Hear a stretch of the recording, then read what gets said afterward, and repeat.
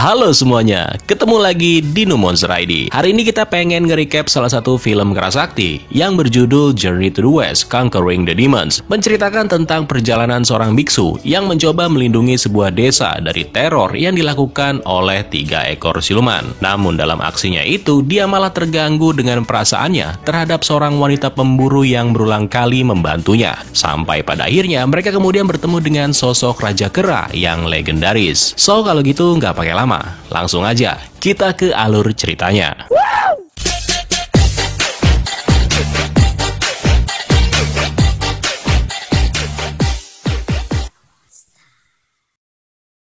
Cerita dimulai di sebuah desa kecil yang ada di tepi sungai. Nah, dari kedalaman air, ada seekor makhluk misterius yang terlihat mengintai seorang anak kecil bersama dengan ayahnya yang lagi menangkap ikan di pinggir sungai. Mereka berdua terlihat gembira, di mana sang ayah sempat-sempatnya bercanda demi membuat anaknya tertawa. Namun di tengah tawa mereka, tiba-tiba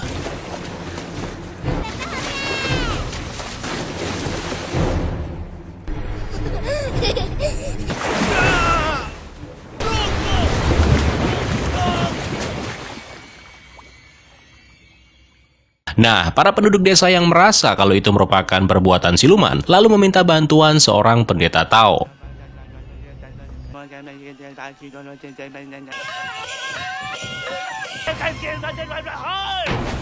Pendeta tersebut berhasil membunuh seekor pari raksasa yang diyakini kalau itu merupakan jelmaan siluman. Mengetahui kalau siluman udah dikalahkan, para penduduk desa lalu berniat memberikannya upah. Tapi si pendeta rupanya menolak untuk menerima bayaran berupa uang koin dan juga 2 ekor ikan. Maksudnya 2 ekor ikannya aja yang ditolak, uangnya sih diterima. Nah, nggak lama kemudian muncul seseorang yang bernama Sanzang yang mengaku sebagai biksu sekaligus pemburu siluman. Sanzang memperingatkan penduduk desa kalau hewan tersebut bukanlah iblis yang sebenarnya. Mendengar hal itu, si pendeta Tao lalu melakukan provokasi sehingga membuat para penduduk desa jadi marah, di mana mereka malah memukuli Sanzang dan kemudian mengikatnya.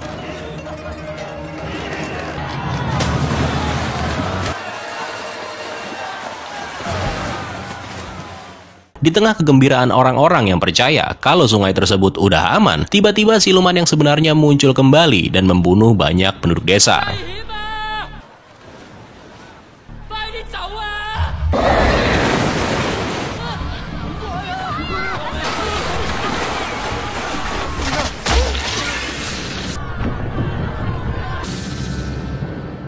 Sanzang berhasil melepaskan diri, di mana dia kemudian dengan cepat mulai menyelamatkan orang-orang, termasuk seorang bayi yang lagi dalam bahaya. Nah, dengan semua kelincahan yang dimilikinya, Sanzang pada akhirnya berhasil membuat makhluk tersebut nggak bisa kembali lagi ke dalam air, dengan cara menjatuhkan dirinya tepat di atas kayu bersama si pendeta abal-abal dan juga para penduduk yang ikutan membantu.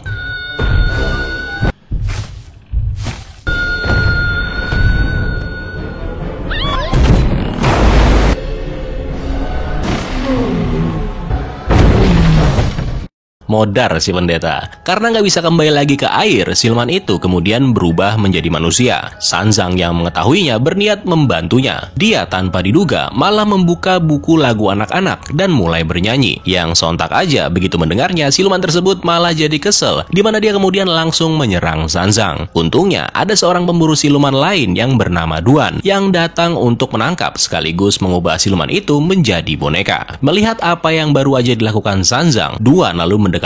Di sini Sanzang memberitahu Duan kalau gurunya lah yang udah mengajarinya tentang pendekatan yang lebih manusiawi, yaitu menggunakan lagu anak-anak dengan maksud untuk mengeluarkan sisi baik dari siluman itu. Sebuah taktik atau cara yang pada akhirnya malah ditertawai oleh Duan. Karena kecewa, Sanzang dengan terpaksa pergi meninggalkan desa. Dari sana Sanzang lalu bertemu gurunya. Dia bahkan mengeluh sekaligus mempertanyakan metode yang diajarkan oleh sang guru, di mana hal itu malah membuat dirinya seperti nggak memiliki kemampuan jika dibandingkan dengan pemburu siluman yang lebih agresif. Mendengar apa yang baru aja dikatakan muridnya itu, sang guru lalu menegaskan kalau filosofi yang diajarkannya itu adalah selalu bersikap humanis kepada setiap siluman yang berhasil dia tangkap. Sang guru juga menceritakan kisah dari siluman ikan tadi. Jadi dulunya siluman tersebut merupakan seorang manusia biasa yang baik hati. Namun pada suatu hari ketika dia menyelamatkan seorang anak kecil yang tenggelam di sungai, para penduduk desa malah mengira kalau dia adalah seorang seorang penculik. Akibatnya orang-orang desa lalu membunuhnya dan kemudian membuang mayatnya di sungai. Dengan kebenciannya terhadap manusia, maka roh si orang tadi lalu berubah menjadi siluman yang kemudian menebarkan teror sebagai balas dendam atas apa yang udah diperbuat oleh manusia. Nah, demi mengetahui kekuatan yang tak terbatas dari buku lagu anak-anak yang dimiliki oleh Sanzang, sang guru lalu menyuruh muridnya itu untuk pergi dan kembali berpetualang demi mencari yang namanya pencerahan. Sementara itu di lokasi lain, sepasang suami istri memasuki sebuah restoran yang terlihat nggak ada orang sama sekali. Nggak lama berselang, muncul seorang koki yang langsung menyambut kedua pelancong tersebut. Namun kejadian mengerikan terjadi pada saat sang koki tersebut memperlihatkan sedikit wujudnya sebagai seekor siluman.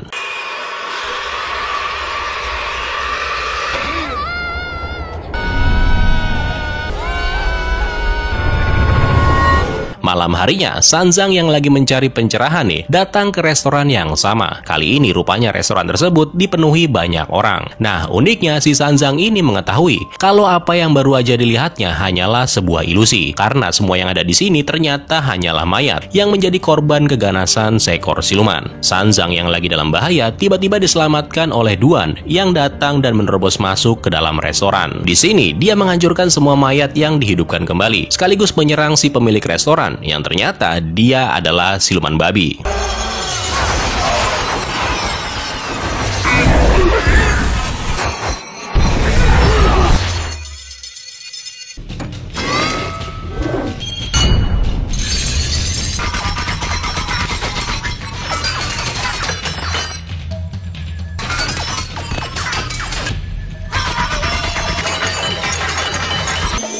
Sebelum menangkap siluman babi itu, Duan sempat meminta bantuan Sanzang untuk menghisap roh siluman babi melalui mulutnya.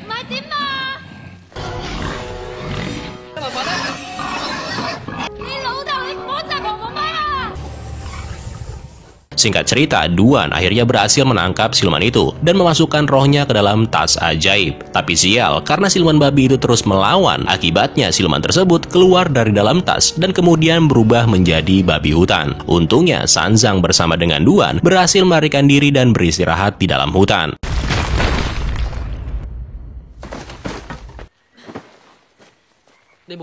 Nah, di momen ini, Duan merasa terkesan dengan apa yang dilakukan oleh Sanzang. Meskipun dia tahu kalau Sanzang merupakan seorang pemburu siluman yang amatir, namun ternyata Sanzang melakukannya bukan demi uang, melainkan demi menolong sesama. Apalagi setelah Sanzang mengucapkan terima kasih karena udah menyelamatkan nyawanya. Demi membalas rasa terima kasih itu, Duan lalu meminta Sanzang untuk menciumnya. Namun di luar dugaan, Sanzang malah menolak dan memilih untuk kabur. Karena dia nggak mau kalau yang namanya percintaan akan mengganggu misinya dalam mencari pencerahan. Esok harinya, Sanzang bertemu dengan sang guru. Di sini dia menceritakan tentang pertemuannya dengan siluman babi dan juga Duan. Rupanya gurunya Sanzang selama ini udah tahu tentang siluman babi yang dihadapi oleh Sanzang semalam. Jadi siluman babi itu dulunya adalah seorang manusia dengan tampang yang jelek, tapi memiliki hati yang baik. Suatu ketika dia dihianati oleh istrinya sendiri, di mana sang istri lalu berselingkuh dengan seseorang yang mukanya tampan. Dari sana nasibnya kemudian berakhir dengan tragis pada saat sang istri bersama dengan selingkuhannya itu membunuh pria tersebut dengan menusuknya menggunakan garpu tanah bermata 9. Dan sejak saat itu dia lalu berubah menjadi siluman karena kebenciannya terhadap semua wanita yang tergila-gila sama pria tampan. Nah, untuk bisa mengalahkan siluman babi itu, sang guru lalu menyarankan Sanzang untuk menemukan siluman terkuat sekaligus menjinakkannya. Dan dia bernama Raja Kera Sun Wukong, seekor siluman yang dikurung selama 500 tahun oleh Buddha di Gunung Lima Jari. Nah, akhirnya pergilah Sanzang untuk mencari Sun Wukong. Di malam hari, Sanzang tiba-tiba ditangkap oleh sekelompok penjahat yang rupanya para penjahat ini juga berhasil menangkap Duan. Namun yang sebenarnya terjadi nggak seperti itu, karena semuanya ini hanyalah rencana Duan untuk mengelabui Sanzang dengan tujuan supaya Sanzang mau menerima cintanya. Jadi ternyata si Duan ini udah benar-benar jatuh cinta sama Sanzang cuy. Nah, tapi karena Sanzang menolak, Duan terpaksa menangkapnya.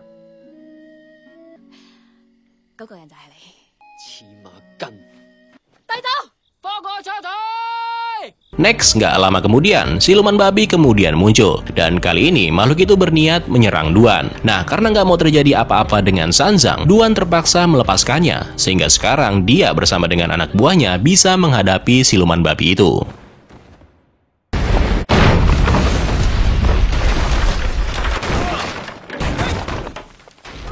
Dalam kejadian tersebut, Duan dan anak buahnya terluka, yang mana hal itu membuat Sanzang menjadi khawatir. Untungnya di sini mereka dibantu oleh 3 orang pemburu siluman yang datang dan saling bersaing demi mendapatkan siluman babi.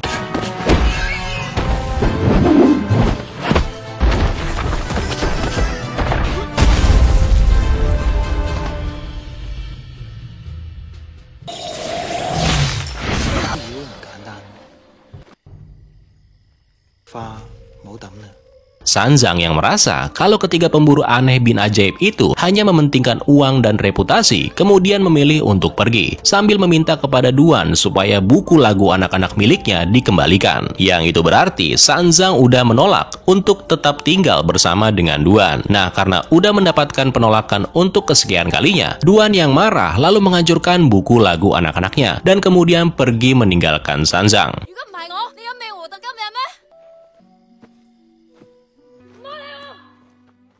Next, beberapa hari setelahnya, Sanzang tiba di suatu lokasi, di mana dia menemukan sebuah goa tepat di bawah Taman Teratai, yang mana itu merupakan lokasi tempat di mana Raja Kera dikurung selama 500 tahun. Dari sana, Sanzang lalu turun ke dalam goa dan bertemu dengan Sun Wukong. Dia lalu bertanya perihal bagaimana caranya mengalahkan siluman babi. Nah, meskipun Sun Wukong ini mengaku kalau dia udah bertobat, namun sebenarnya dia masih menyimpan dendam dan juga amarah. Akhirnya, Wukong kemudian mempunyai sebuah siasat nih, di mana dia menyuruh Sanzang untuk membawa sebuah segel mantra api suci sebagai hadiah. Tapi di sini Sanzang rupanya menolak karena dia khawatir kalau benda tersebut adalah segel yang dipakai oleh Sang Buddha untuk mengurung Wukong. Nah, karena dia nggak mau menyerah nih, Wukong kemudian memilih membantu Sanzang untuk mengalahkan siluman babi. Dia meminta supaya Sanzang memancing siluman tersebut dengan menggunakan wanita cantik yang nantinya wanita itu harus menari di bawah sinar bulan purnama. Duan yang kebetulan emang mengikuti Sanzang dari tadi, tiba-tiba muncul sambil menawarkan diri untuk menjadi seorang penari. Singkat cerita, mereka lalu memulai rencana tadi, di mana Duan langsung menari sambil bernyanyi di bawah sinar rembulan. Dan benar aja, nggak lama setelahnya, tiba-tiba siluman babi muncul. Raja Kera lalu memanggil nama siluman tersebut, yang dengan polosnya siluman itu memasukkan kepalanya untuk melihat siapa sosok yang memanggilnya.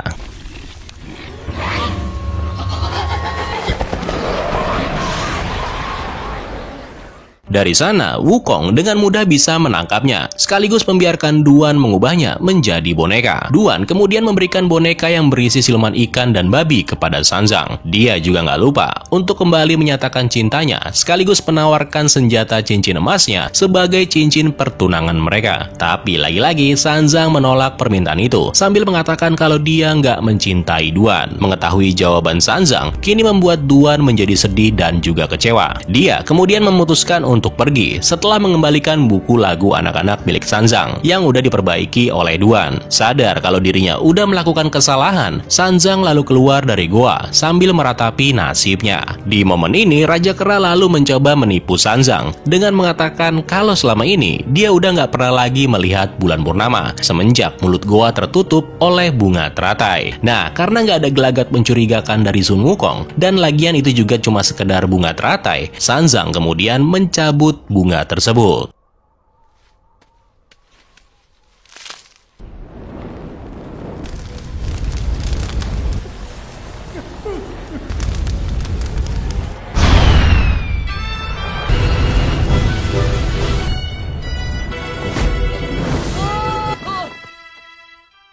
Ternyata bunga teratai itu merupakan segel yang sesungguhnya, yang itu berarti kini membuat Sun Wukong terbebas dari penjara. Sanzang yang panik kemudian mulai berdoa kepada Buddha. Raja Kera yang melihatnya tiba-tiba langsung marah, di mana dia mencabuti rambut Sanzang sehingga membuatnya jadi gundul. Nah, di sini ketiga pemburu siluman juga ikutan muncul untuk menangkap Raja Kera. Mereka bahkan dengan sombongnya sempat menganggap remeh makhluk yang pernah membuat seisi kayangan ketar-ketir.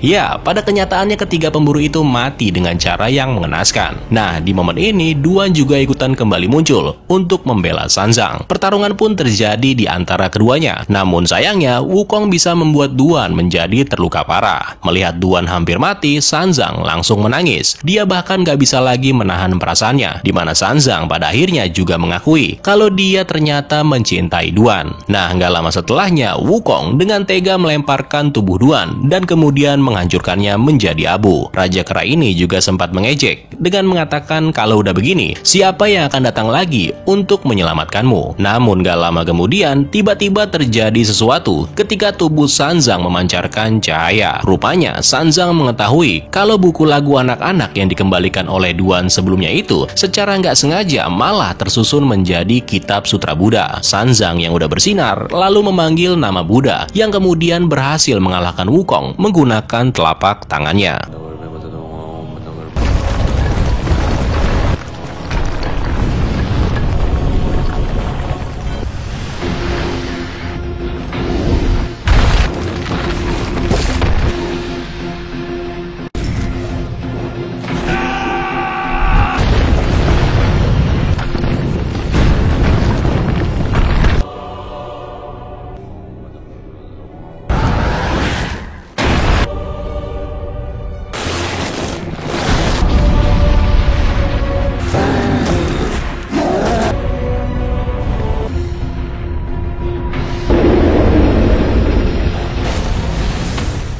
Setelah kejadian itu, Sanzang kemudian memasangkan cincin emas milik Duan yang berubah menjadi ikat kepala kepada Raja Kera. Dari sana, Sanzang lalu pergi menemui gurunya dan memberitahu kalau penderitaan yang dialaminya akibat kehilangan Duan telah membantunya mencapai yang namanya pencerahan. Nah, Sanzang kemudian diberikan perintah untuk melakukan perjalanan ke barat demi mengambil kitab sutra Buddha di kuil Leyin yang ada di India. Sanzang juga akan ditemani oleh siluman air, siluman babi, dan Raja Kera, yang mana para siluman ini sekarang udah berhasil dijinakan dan diubah menjadi manusia, dan masing-masing dari mereka kemudian diberi nama Shao Wujing, Zubaji, dan juga Sun Wukong. Ya, itulah tadi alur cerita salah satu film Sun Wukong yang masih enak buat ditonton sampai sekarang. Ayo, kira-kira film kerasakti apa lagi nih yang paling enak buat di recap? So, kalau gitu sekian dulu untuk hari ini. Terima kasih buat yang udah nonton, dan sampai ketemu lagi di video selanjutnya.